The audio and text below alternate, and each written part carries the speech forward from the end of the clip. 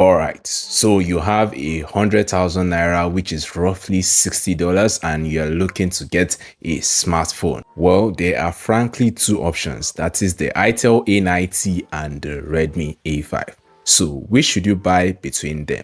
This video answers just that question.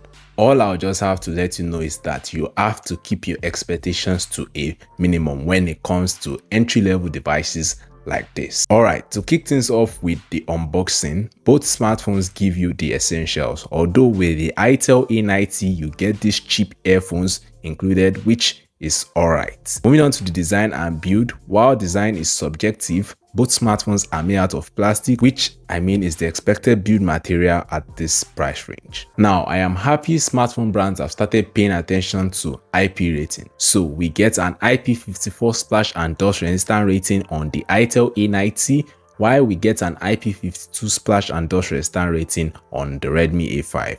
In short, the Itel is more resistant to splashes compared to the Redmi. There is no form of protection for the display, which I don't mind, and I don't think anyone minds either. And speaking of display, the Itel A90 rocks a 6.6-inch 720p IPS LCD display with 90Hz refresh rate, while the Redmi A5 has a slightly larger 6.88-inch also 720p IPS LCD display with a 120Hz refresh rate. Viewing content on both smartphones is quite similar. That said, you might notice the Redmi A5 is a bit faster when scrolling through software thanks to the 120Hz refresh rate. Usage under sunlight is quite terrible for both smartphones as they are both under 500 nits in peak brightness. For software, we get Android 15 on the Itel A90, while we get Android 15 Go Edition on the Redmi A5. Even though technically the Redmi A5 has a newer software, the Itel runs on a full version of Android, which means you actually get more features on the Itel A90 and more flexibility to download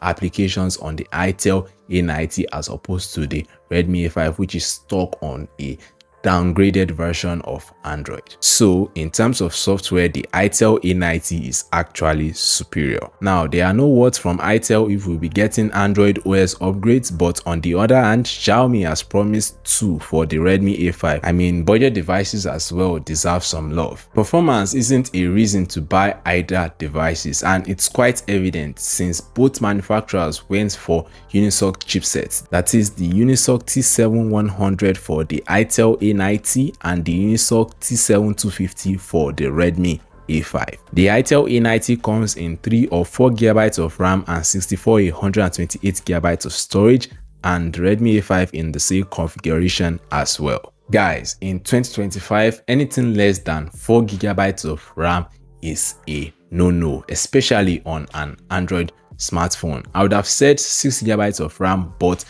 all things being fair, 4 GB of RAM, any smartphone less than that is just a paperweight. Do not even consider it, especially if it's an Android smartphone running on a low tier processor. You would just be having more headaches than solutions. So get 4 GB and above, ideally 6 GB or ideally 8 GB. But if you can't get an 8 GB smartphone, then 6 GB is okay. Then at the very least 4 GB of RAM. Anything less is just not worth it. Now, obviously, you won't be gaming on either smartphone. That said, they are capable of handling your basic social media apps like TikTok, YouTube, and the likes just fine. Now, the main reason why you get entry-level devices like this is for the battery life.